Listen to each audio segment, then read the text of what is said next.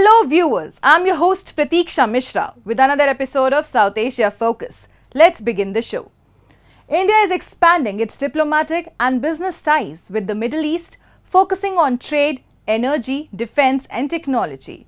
High-level visits and agreements have deepened connections with key Gulf nations like the UAE and Saudi Arabia, driven by a shared interest in energy security and investment, positioning India as a key partner in the region. India-UAE relations have deepened with the strong economic, strategic and cultural ties, making the United Arab Emirates a key partner in India's Gulf strategy. The recent visit of Abu Dhabi's Crown Prince Sheikh Khalid bin Mohammed to New Delhi highlighted the alliance's significance with key agreements in energy including oil, LNG and nuclear energy. Both leaders expressed satisfaction with the progress in their comprehensive strategic partnership and discussed expanding cooperation in critical minerals, green hydrogen, AI and advanced technologies. The 6-7 agreements that were signed, they were about the energy, about the new supplies, long-term supplies of energy in the new cooperation in nuclear area, in strategic reserves. Those are very important developments that have taken place. In addition, UAE has been investing. It is our third largest trading partner all over the world. And there are thousands of Indian companies also operating from there. Large number of investments into India have come from there. They are also our partners in the I2U2, in the Gulf Cooperation Council. While the Sheikh was visiting here, our External Affairs Minister was in Riyadh meeting his counterpart, the Emirati counterpart there also, along with other foreign ministers meeting. So GCC is the hub, economic hub of the Middle East. And India has a tremendous relationship with each one of them, and most importantly with UAE. India's trade with the United Arab Emirates has grown by 7.1% per annum since the Comprehensive Economic Partnership Agreement came into effect on May 1, 2022. At the UAE-India Business Forum in Mumbai, both nations signed key agreements to further boost trade and investment.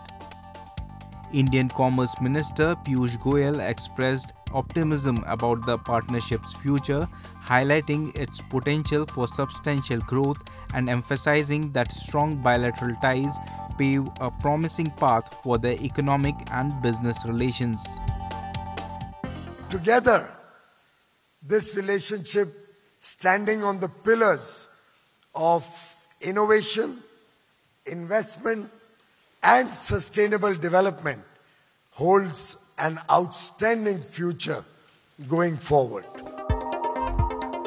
India's relationship with the UAE and the broader Middle East has strengthened significantly through a strategic approach encompassing economic, diplomatic, and cultural dimensions. This enhanced engagement was highlighted by External Affairs Minister Dr. S. Jaishankar's visit to Riyadh for the inaugural India-Gulf Cooperation Council joint ministerial meeting. This landmark event was the first meeting at the foreign ministers level between India and the GCC, with participation from the foreign ministers of all GCC member states. The relationship between India and the GCC is rooted in a rich tapestry of history, culture, and shared values. These bonds have grown stronger with time, evolving into a partnership that spans economics, energy, defense, technology, education, people-to-people ties, and beyond. As the Middle East experiences geopolitical shifts and evolving alliances, India's growing influence is becoming increasingly clear. India's strategic alignment with regional interests signals a future of strong, mutually beneficial relationships. This trend of deepening ties is driven by shared economic interests, diplomatic efforts, and cultural exchanges. India's role is crucial not only in strengthening bilateral relations with individual Middle Eastern countries, but also in shaping broader regional dynamics. India's tourism sector, enriched by its diverse landscapes, historic landmarks and vibrant traditions, is a major global attraction. From the majestic Himalayas to the serene backwaters of Kerala, the country draws millions of visitors annually. Government initiatives like Swadesh Darshan Scheme, along with improvements in health amenities and infrastructure, have significantly bolstered the sector. Let's explore the growth and impact of India's booming tourism industry. India's tourism heritage is flourishing, offering a blend of spirituality, cultural diversity and adventure. From the sacred Ganga Aarti in Varanasi to the pristine beaches of Odisha and Goa, the scenic landscapes of Kashmir and exciting activities like paragliding and scuba diving, the country is becoming a top destination for travelers. The rich variety of regional delicacies and street foods add to its allure.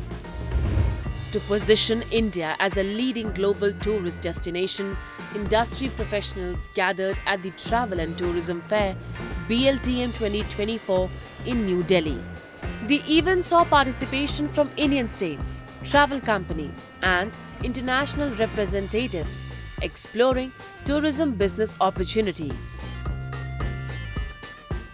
All the destinations who are competing with us, they are talking about responsible and sustainable tourism. We are one step ahead and we are saying regenerative tourism. It is all about leaving a destination better off than it was before and having a positive impact on the community.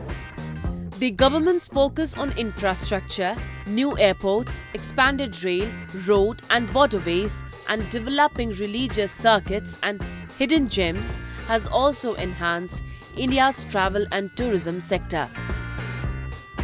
The industry has also embraced technology, making trip planning and booking easier.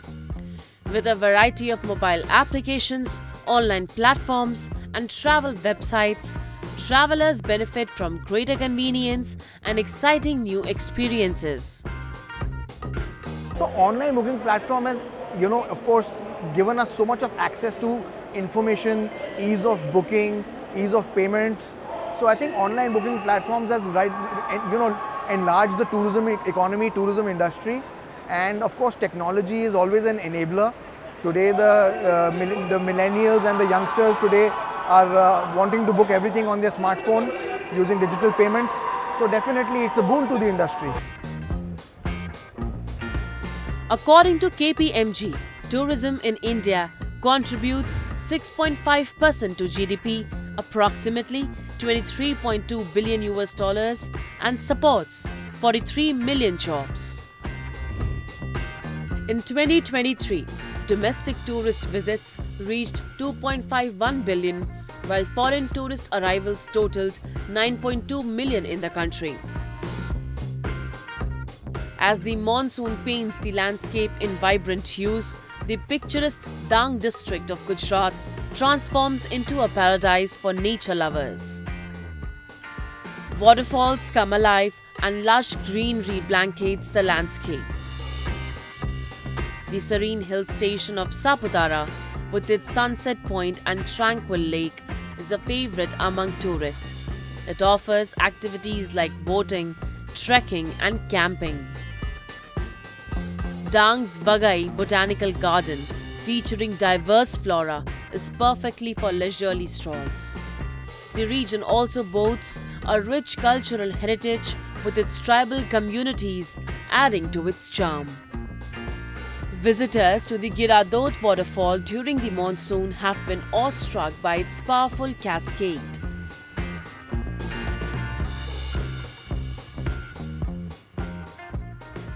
आप मेरे और मेरे परिवार के चेहरे से बता सकते हैं कि कैसा लग रहा है। फिर भी मैं बताना चाहूँगा कि ज़्यादा नहीं तो सिर्फ एक बार तो यहाँ पे आना ही चाहिए, और अगर आपके पास टाइम है तो 2 बार आइए, 3 बार आइए, जब भी आपका मन करे। अगर आपको प्रकृति के साथ थोड़ा समय बिताना है तो ज़रूर आइए। हम सब नेचर लवर्स हैं, हमको सबको नेचर प्लेस में जाने का बहुत बढ़िया शौक़ रहता है। वैसे सासन गिर भी पूरा नेचुरल ही है, लेकिन यहाँ की ब्यूटी उससे कहीं ज़्यादा है क्योंकि ये हिल स्टेशन है, वन ऑफ द। और सेकंड रीज़न यहाँ पे है यहाँ की जो हाइट की वजह से जो इसको एलिवेशन मिलता है, इसका जो ठंडी हवाएं का जो फील होता है, एक्सपीरियंस होता है, वो एकदम बढ़िया रहता है। तो यहाँ से आपको आके रिफ्रेशमेंट ज़्यादा मिलता है आपको। No visit to Dang is complete without experiencing the craftsmanship of local artisans. Bamboo products, intricately woven by skilled hands, reflect the region's rich cultural heritage. Tourism supports local tribal communities who engage in organic farming and craft bamboo products which are abundant in Dang.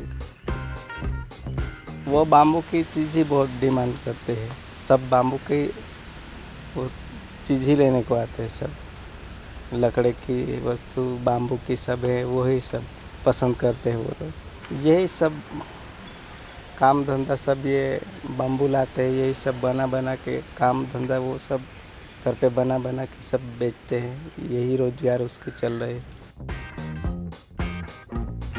Ecotourism in India is thriving, fueled by a growing focus on environmental conservation and sustainable travel.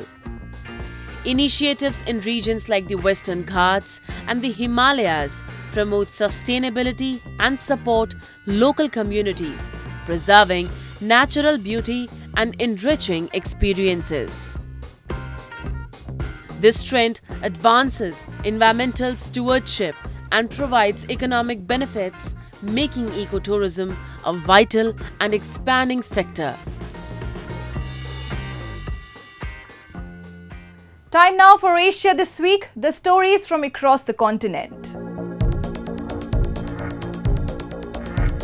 The Japanese government strongly condemned North Korea after Pyongyang fired multiple short-range ballistic missiles off its east coast on September 12. Speaking at a regular news briefing, Japanese Chief Cabinet Secretary Yoshimasa Hayashi said at least 2 ballistic missiles from North Korea flew more than 350 km to an altitude of about 100 km. The missiles appeared to have landed outside Japan's exclusive economic zone and there had been no reports of damage, said Hayashi. It is the first such launch by North Korea in more than 2 months.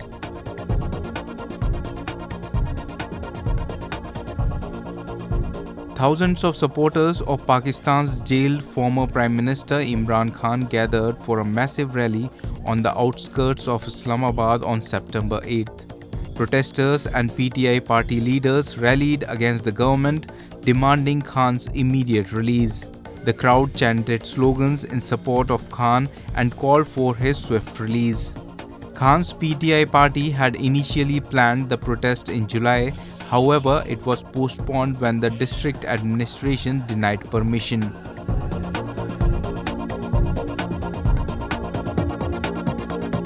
Iraq and Iran are to activate security agreements between both countries, Iranian President Masoud Pezeshkian said during his first foreign trip to Iraq.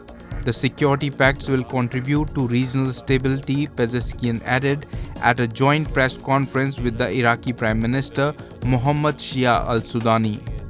Pezeshkian, a relative moderate who was elected in July, met Iraqi President Abdul Latif Rashid and Iraqi Prime Minister al-Sudani at the start of his visit.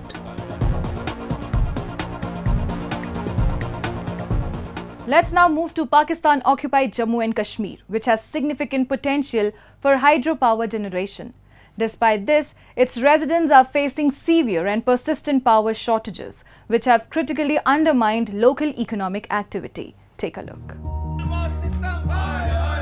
Residents of Pakistan-occupied Jammu and Kashmir are growing increasingly exasperated with the relentless power outages that are disrupting their daily routines and stifling economic progress. Although there was a reduction in electricity prices after a series of fatal protests in May, the situation has only worsened, with power cuts becoming even more frequent. Local businessmen expressed their frustration, noting that even when power is available, the low voltage makes it challenging to operate essential appliances like fans, severely affecting business operations. They emphasize the critical need for a significant overhaul of the region's outdated power infrastructure to alleviate these persistent issues and restore normalcy to both residential and commercial life. Structure वही पुराना है, लाइनें वही पुरानी बिछी हुई हैं, तलब ज़्यादा बढ़ गई है और निज़ाम जो है वो अपग्रेड नहीं कर रहे हैं, निज़ाम को इन्हें बेहतर नहीं कर रहे हैं, वही इन्हें फॉल्ट है लाइनों में, वही पुरानी वही इन्हें लाइनें जो बिछी हुई हैं। तो अब जो है ना नए सिरे से इसको जो है ना वो मुनज़्ज़म करने की ज़रूरत है। स्ट्रक्चर जो है इसको अपग्रेड किया जाए ताकि जितनी आबादी है उसके मुताबिक जो है पानी और बिजली के जो है ना वो ज़रूरत और तलब को जो है ना पूरा किया जाए। Residents of Pakistan-occupied Jammu and Kashmir are increasingly condemning the Neelam Jhelum hydropower project as a major disappointment, arguing that it has failed to deliver the promised benefits. They are demanding a transition toward more sustainable and locally focused energy solutions that better address their needs. Many believe that project's shortcomings highlight the need for innovative approaches tailored to the region's unique challenges rather than relying on large-scale, top-down initiatives that do not effectively resolve local issues. Azad Kashmir में ये potential मौजूद है, पूरे आज़ाद कश्मीर में, ना कि सिर्फ मुज़फ़्फ़राबाद की बात, पूरे आज़ाद कश्मीर में जगह जगह ये mini hydel station hydel project को लॉन्च करें, कम खर्चा और इनको इन्हें जो है ना रिटर्न वो ज़्यादा होगा, हुकूमत को जो है ना आमदन का एक ज़रिया भी बन जाएगा, तो ना तो वो इन्हें पाकिस्तान के ग्रिड स्टेशन में जाएगा, वहाँ से वापस आके हमें मिलेगा। The residents of POJK have long criticized their local authorities as mere puppets of Islamabad, alleging that these officials are primarily focused on channeling resources to enrich the central government rather than addressing regional concerns. The local populace feels that their pressing issues are consistently ignored, with governance centered around benefiting Islamabad's treasury through economic exploitation.